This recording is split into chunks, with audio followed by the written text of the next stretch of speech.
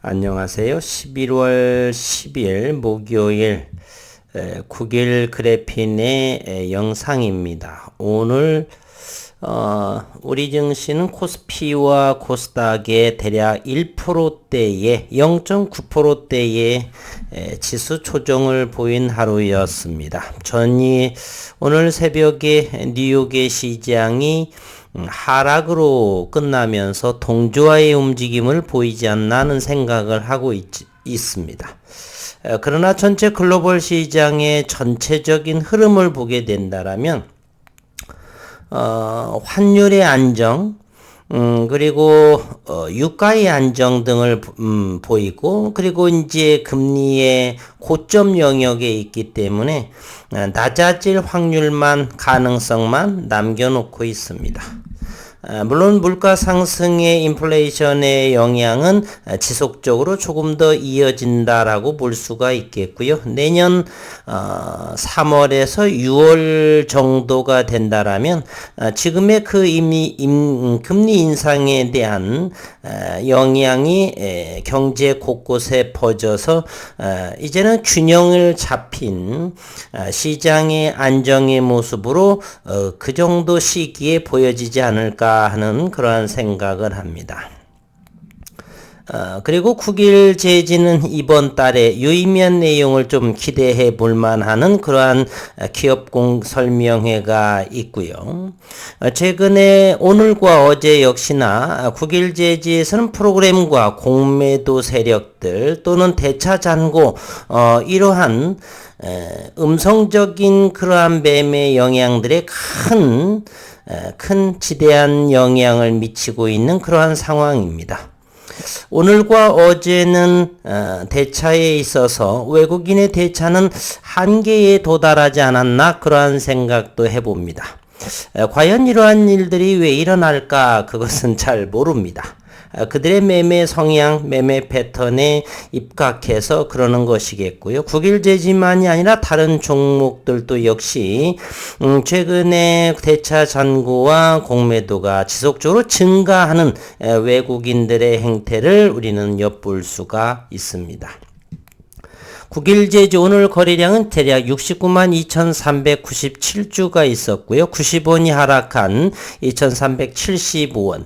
2,375원은 2,400원 아래의 가격이죠. 100억 원에 해당하는 최저 리픽싱 가격 이하에 해당하는 가격이기도 합니다. 오늘 또 공매도는 12만 2천주나 나왔습니다. 어제 전일에 10만 6천주의 공매도가 나왔고요. 평균가는 2,400원과 2,489원에 해당합니다. 오늘 대차의 모습을 보면 최근에 대차의 모습이 상당하다는 것을 알 수가 있습니다. 11월 8일에 34만 주의 대차가 있었고요. 11월 7일에 21만 5천 주, 11월 4일에 19만 6천 주, 이렇게 공격적인 대차의 움직임을, 그래서 현재 대차 잔고는 1384만 5천 주, 어림잡아서 1400만 주의 대차 잔고를 보여주고 있습니다. 그러나 11월 9일과 11월 10일 양 이틀간에는 외국인의 대차가 일어나지 않았다라고 하는 사실입니다. 그도 그럴 것이 현재 오늘부로 외국인 보유 잔고는 3.2% 400만 8만 주 정도가 되는데 이마저도 사실은 대차로 채워진 408만 주이지 장내 실질적인 매수를 보유하고 있는 그런 외국인 보유 물량은 아닙니다. 더 이상 프로그램 매도 주식 대여를 해줄 수 없는 외국인의 거의 장중에 매수한 부분은 대략 영주 거의 없지 않을까 하는 생각을 합니다. 대차로 인해서 채워넣은 형태라 볼 수가 있겠고요. 오늘 또 프로그램을 한번 살펴보도록 하겠습니다. 오늘 프로그램도 역시 35,000주의 모습을 보여주고 있죠. 최근 들어서 누적을 한번 볼까요? 프로그램 일자. 최근 1개월, 최근 6개월을 한번 3개월 정도를 보겠습니다. 최근 3개월의 프로그램 매매를 본다라면 누적 순매도가 130만 주에 이르고 있습니다. 장중의 매수 부분은 거의 없고 대차와 공매도로 인해서 주가 누름에 영향을 미치죠. 한 번 더 최근 6개월간의 프로그램을 본다라면 62만 6천 주 프로그램 매도 영향을 하고 있습니다. 주가는 2,375원에 대략 어마무시한 가격 조정이 심화된 그러한 흐름이 있죠. 이곳에서부터 이렇게 되는 상황이기 때문에 여전히 이 상황에서 현재 1380만 주의 대차 잔고와 공매도, 오늘 같은 경우도 주가 이 바닥권에서도 이제 대략 3주가 남지 않은 기업 설명에서 어떤 유의미한 내용이 나오게 될지는 아무도 모릅니다. 소위 혹시 이런 분이 계실까 저는 말씀을 드리는데요. 기관 투자가들이나 이 외국인 투자가의 정보력은 개인들보다 월등히 낮다. 그것은 제가 25년 이상을 주식을 하면서 착각이다라고 감히 말할 수가 있습니다. 물론 어느 정도는 그런 부분도 없지 않아 있겠죠. 외국인과 기관의 정보보다는 일개 개인 일부이겠지만 그러한 개인들 부분이 오히려 정보력이 더 낮지 않나. 다수가 되지 않고 소수의 개인들이 그러한 문제가 있어서 그렇지 오히려 더 개인 소수이지만 개인들의 정보력이 훨씬 더 낮다라고 저는 생각을 합니다. 과거에는 개인들의 정보력이 비교 대상이 되지는 않았죠. 기관과 외국인들의 정보력에 비한다라면 개인들의 정보력이라고 하는 것은 정말 발뒤꿈치 때만큼 정도도 못할 세 발의 피 정도도 되지 못할 정도로 정보력이 취약을 했었지만 지금은 저는 감히 말씀을 드리지만은 그렇지 않다라고 이렇게 말씀을 드려봅니다. 기술적 분석을 하더라도 마찬가지겠고요. 기껏 이 펀드 매니저가 홈 트레이딩을 해서 이렇게 하는 부분들이 기껏해야 10년 남짓밖에 되지 않겠죠. 수십 년 한 경험과 뭐 여러 가지 상황에서는 그렇습니다. 꼭 기관 투자가와 외국인 투자라고 해서 대단한 정보력을 가지고서 이렇게 증시를 좌지우지한다 이런 생각은 부디 접어주시기를 바라겠습니다. 최근에 9일 제지에 있어서는 프로그램과 이렇게 이 오늘 같은 경우는 미래에서 뜬금포같이 12만 5천 주 내리 융단 폭격처럼 집어던지는 그러한 모습, 그러면서 신한금융의 사고팔고 이러한 아이들의 모습들, 어쨌거나 잘 놀다가 제자리 갖다 놓으면 될 것 같다. 문제는 기업에서 유의미한 내용이 나오냐 안 나오냐의 차이지. 현재로서는 지난 2년 반, 1년 반 이상 정도는 이 프로그램 매매 공매도 세력과 결탁한 이러한 매매 패턴으로 인해서 지수 조정과 가격 조정이 심화가 되었다. 이렇게 볼 수가 있습니다. 대부분은 어떤 매출이 지속적으로 나오지 않은 그러한 상황에서는 대다수의 종목의 주가라고 하는 것은 기대 심리로 오르고 있기 때문이겠죠. 실질적인 이제 수급이라고 하는 것은 매출이 장부에 찍혀야지만 진성적으로 주가의 시장에서 평가를 받는다라고 생각을 할 적에 현재로서의 9일 제지 차회사 9일 그래핀에 대한 부분의 주가는 바로 기대감이다 라고 볼 수가 있고요. 그러한 그 기대감의 그런 근거는 여러 가지 있겠죠. 원천 기술 또는 차별화된 공정들 등등등. 특허, 대한민국의 특허가 그렇게 우습지 않습니다. 물론 같은 특허일지라도 구분할 수 있어야 되겠죠. 금속 티타늄 기반이다라고 하는 것은 왜 그렇게 중요한 것인가? 카퍼, 니켈 이러한 부분이 아니고 다른 어느 곳에서도 금속 기반의 대면적 그래핀에 대한 연구가 나오고 있지 않습니다. 그만큼 소수성 특성에 의해서 접착이 되지 잘 붙질 않는다, 증착되지 않는다라고 하는 그러한 사실로 볼 적에 윤석열 교수의 이 티타늄에 대한 아이디어는 정말 획기적인 놀랄만한 서렌디피티상을 수여하기에 충분한 그러한 발상의 전환이었다라고 볼 수가 있겠습니다. 어쨌든 우리는 이제 3년 반 이상을 기다리고 있고 이번 달 말에 어느 정도의 모습을 2년 반 만에 나오는 그러한 기업 설명이 1시간 분량이겠지만은 개인 투자자들도 이렇게 참여할 수가 있겠죠. 일부 분들은 참여하신다는 이 댓글도 본 적이 있는데 대단히 좋은 생각이다라고 볼 수 있습니다. 저 역시도 예전에 수없이 많은 기업 설명이나 이런 곳, 가까운 곳에 여의도, 목동에 거주할 적에는 자주자주 그 여의도에 가곤 했었죠.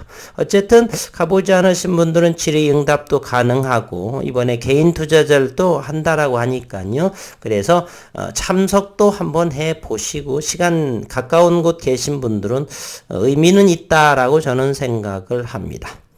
2년 반 만에 기업 설명이라 마케팅은 어느 정도였었고 최근은 두 건의 비전사 대면적 그래핑 기반의 특허 등록이 된 원천발명과 윤석열 교수의 특허 등록의 소식을 또 전해드렸고요. 어쨌든 현재 국외제지의 주가의 모습은 그와 같은 흐름이다. 프로그램과 공매 세력의 주거니 받거니 롤링에 의한 그러한 주가를 올리고자 하는 그러한 의도는 전혀 보이지는 않습니다. 또한 이 젊은 분들의 펀드 매니저들은 이 대면적 그래핀의 차별성에 대한 그러한 연구를 분석할 만한 능력이 저는 없다라고 생각을 합니다. 이공계에서도 전공 쪽의 분야라든지 이런 부분 그리고 주식이 한 오랜 동안의 경험에 의해서 과연 이곳의 기술력은 차별화된 공정 맞는가라는 것을 진위 여부를 충분히 가려낼 만한 경험과 능력이 좀 있어야 된다라고 저는 생각을 하는 부분이기 때문에 그렇습니다. 그러면 저는 어느 정도냐? 충분히 그 정도는 구분해낼 수 있는 사람이다라고 저는 혼자 생각은 하고는 있습니다. 어쨌든 지금은 기다림의 시기다라고 볼 수 있고요. 그 기다림의 끝은 오래 멀지 않았다라고 생각을 합니다. 조금 더 인내하시고 오늘 같은 경우도 공매도가 122,870주라. 그리고 최근 이틀간 어제와 오늘 외국인의 주식 대여 차입 이런 부분은 관여하지 않았습니다. 현재 공매도 대차잔고가 1380만 주, 1400만 주에 육박한다라고 볼 수가 있고요. 대단히 올해 년도 이번 달 말에 기대하는 바가 큽니다. 어떤 모습으로 이렇게 마케팅이라든지 또는 펠리클 진행상은 어떻게 되는 것인지 두루두루 궁금하기가 이를 데가 없네요. KRI 한국전기연구원이다라고 하는 그래핀 기술 국가연구개발의 우수성과 100선 중에 최우수다라고 이렇게 어제 정도의 기사화가 된 것 같죠. 파우더향의 그래핀의 그러한 현재 진행 상황을 우리가 엿볼 수가 있습니다. 그 어디에서도 대면적 그래핀에 대한 양산화 소식 이런 부분은 전사공정에 제한된 부분, 공정은 분명히 많은 상황. 일단은 전사공정도 대단히 어려운 부분인데요.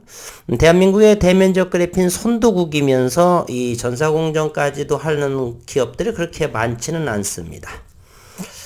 이제 비전사 대면적 그래핀에 대한 기업 설명회를 통해서 정말로 전사공정과 어느 정도의 차별화를 들고 있는가가 시장에서 명실공히 보여진다라면 주가의 움직임이라든지 수급의 움직임은 크게 개의치 않아도 되지 않을까라고 생각을 하고 있습니다. 한국전기연구원은 전기재료연구본부의 미래 모빌리티 배터리 그리고 전장부품용의 금속 그래핀 복합전극 개발 성과가 2022년 국가연구개발 우수성과 100선에 선정이 됐고 특히 100선 중 12개 성과만 뽑는 최우수에 포함됐다라고 9일 어제 밝혔습니다. 4세대 E-모빌리티 분야에서 크게 주목받는 이번 성과는 리튬이온 전지용 고용량 실리콘 그래핀 복합 음극재 기술과 전장 부품용의 저가형 구리 그래핀 복합 잉크 기술로 구성이 됩니다. 고용량 실리콘 그래핀 복합 음극재 기술은 친환경 전기차, 선박 드론, 로봇 등의 핵심 부품인 리튬이온 전지의 차세대 음극 소재인 실리콘의 단점을 그래핀으로 도입으로 보완하여 상용화 가능성을 크게 높인 성과다. 리튬이온 전지는 폭발성이 좀 있기 때문에 전고체 배터리 방향으로 많은 연구를 집중하고 있는 그러한 상황이죠. 실리콘은 기존에 사용되던 흑연보다는 에너지 밀도가 10배나 높고 충전과 방전 속도가 빠르다는 장점이 있지만 충전과 방전 시에 300% 수준의 부피 팽창 문제, 폭발성이 있다는 거겠죠. 전기 전도도가 낮다라고 하는 그런 단점도 있고요. 어쨌든 이 파우더 양의 그래핀은 상당하게 상용화와 제품화 이런 부분이 앞서 나가고 있고요. 대면적의 그래핀은 참 조용히 되는데 이번 달 말쯤을 보여줌으로써 펠리클 등 대면적 그래핀의 시장에서의 선점, 어느 기업의 선정에 나갈 것인가의 방향성을 제시하는 올해 2022년 되지 않을까 그런 생각을 한번 해봅니다. 모쪼록 어려운 시장의 연속이지만 주가가 프로그램 롤링에 의한 아주 그러한 상황이 되는데요. 충분히 저는 시장의 안정화 등을 토대로 조금 더 기다려 본다라면 충분히 우리가 기대할 만한 결과물을 볼 수 있지 않을까 그러한 생각으로 여지껏 3년 이상째 투자는 이어지고 있다라고 말씀을 드리고요. 자주 영상을 드리지 못해서 죄송을 하고 그럼에도 우리는 지금 시기는 충분히 여유롭게 지켜보면서 때를 기다린다. 그러나 그 시기는 그렇게 오래 걸리지는 않겠다라고 하는 생각과 함께 오늘 영상을 이곳에서 마치고 이번 달 함께 응원하면서 기다려 보도록 하겠습니다. 오늘 또 수고 많으셨습니다.